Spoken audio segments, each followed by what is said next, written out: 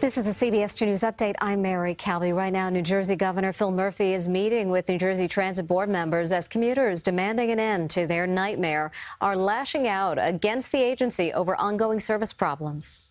Last summer, we were warned it could be the summer from hell. I believe you are mistaken. Last summer was a breeze. This summer will be the summer from hell. At a board meeting yesterday, train riders spoke out saying service this year is the worst it's ever been. New Jersey Transit is scrambling to meet federally mandated safety measures by December 31st. Officials warn with more temporary service cuts, things could get worse before they get better. There's no magic wand to get us through December. New Jersey Transit says positive train control is only 58% installed.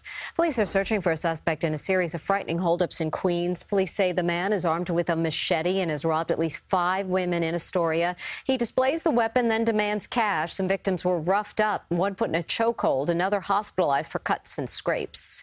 An update on the tragedy in the East River. Police have identified the 7-month-old boy found floating in the water last weekend as Mason Saldana of the Bronx.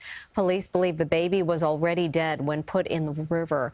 Investigators say the child's father, 37-year-old James Curry, fled to Thailand after leaving the body in the river. Curry is now in custody and is expected to be brought back in the U.S. to face charges. Remember this viral video, man riding the subway from outside of the car? Police now say the man seen subway surfing is a suspect in a subway slashing. CBS News' Janelle Burrell reports from downtown Brooklyn. These surveillance images show Isaiah Thompson inside the J Street A and C subway stop around the time of the most recent crime he's accused of. The evening of July 24th, investigators say the 22-year-old was at the subway station in downtown Brooklyn when he got into an argument with a 49-year-old man. At some point, police say Thompson pulled out a knife, slashed the man on his arm, and then ran off. A tip led to his arrest on Wednesday. It's not Thompson's first run-in with police. Detectives say that's him riding outside of a subway train, hanging onto the car just outside the doors of the C train in Brooklyn last month. Witnesses say Thompson daringly subway surfed from the Clinton, Washington station to the next stop at Lafayette Avenue, stunning strap hangers on board. One hand down and one hand like this riding, and my thought was, I hope he's going to be okay. The woman next to me had her hand over her mouth in shock. Thompson, who is from Brooklyn, was arrested 4 days later. In this most recent slashing incident, it took police 15 days to catch up with him. These surveillance pictures helping identify him and leading to his arrest. Thompson is expected to be arraigned later today, charged with second-degree assault. As for that slashing victim, we're told by police that he did refuse medical attention at the scene. From downtown Brooklyn, Janelle Burrell, CBS 2 News. A graffiti suspect is now facing more serious charges following a search of his Queens apartment. Police say Kalen Levine is seen in this video that shows him painting a subway car along with 1,500 cans of spray paint. Investigators also found a handgun and a semi-automatic rifle with a bump stock inside Levine's Middle Village apartment. It's pretty scary. I would have never in a million years thought that we had the bullets for it. He had a bump stock on it. He made it fully automatic. It's pretty dangerous. Levine is accused of causing $5,400 worth of damage to subway trains. He also faces up to 4 years in prison if convicted on the weapons charges. New York City is putting the brakes on the number of vehicles that can be held through an app. The city council approved a package of bills that includes a 1-year moratorium on new licenses for ride-hailing services like Uber and Lyft. That worries many people in the outer boroughs, traditionally underserved by mass transit. It's very hard because there's no yellow and green cabs. Everybody's catching Uber. We are not diminishing or decreasing the number of licenses or vehicles on the road. During the moratorium, the council will investigate issues related to the explosive growth of app-based ride services, including traffic congestion and driver wages. And now let's get to your forecast. Here's John. Well, I'll tell you what, Mary, we're happy that we've got some brighter skies. The storms are over, and we have a nice day to look forward to. We're very, very sad, though, in the weather department because we say goodbye to our great weather intern, Bree Guy, today. Remember that name, Bree Guy. Bree Guy. And in fact, she actually loaded all the graphics for this. I'm doing this totally blind, trusting Bree. She wants me to tell you it's 82 right now. Look at this. She wisely included the fact that dew points are down a little bit. This is exciting. What's next? Aha, well, this makes sense. She's a good meteorologist. She knows you want to know the radar and the satellite. And you can see things are clearing up. Perspective, Bree has actually put in the next radar and satellite. This is nice. This is comprehensive. This is telling you that it's a toasty treat of a day today. Not 90, I mean close to it, but feeling pretty good. Clearly, Bree wants to go to the beach, so the UV index is an 8. Got to make sure you have the sunscreen on. Good news is the rip current risk is low, which is some good news. I have no idea. Oh, Bree likes baseball. So the Yankees going to be nice for baseball tonight, 84.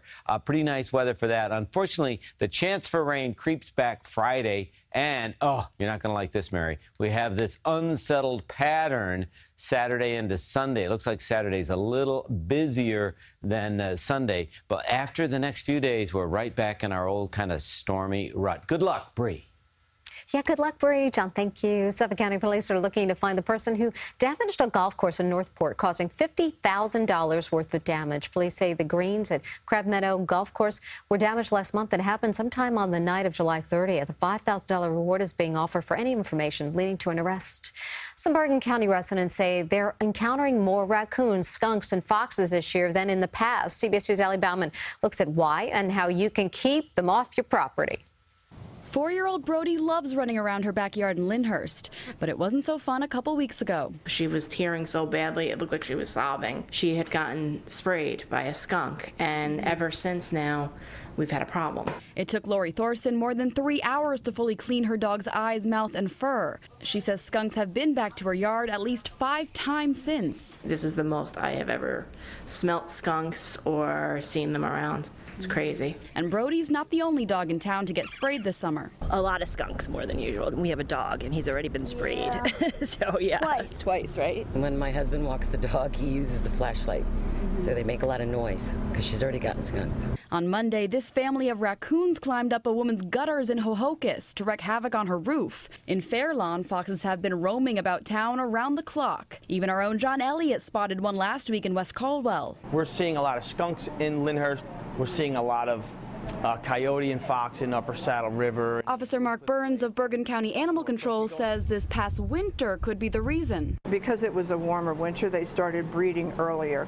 So we saw young wildlife earlier than we have in the past. Some of them will actually manage to give a second and third litter in the season when they historically would not. Animal control experts say it's all cyclical, so when there are more raccoons and skunks around, they attract more foxes, coyotes, and other predators to the area. To safely live alongside wild animals while keeping them away from your home, don't let your backyard become their kitchen. The big thing is your garbage cans. Make sure you have lids. If you have any fruit-bearing trees, pick them up. Don't let it just sit there on the ground, because something will come for it, and then something will come hunting that. And if you think a wild animal might be diseased, call your local animal services. From Lyndhurst, New Jersey, Ali Bauman, CBS 2 News.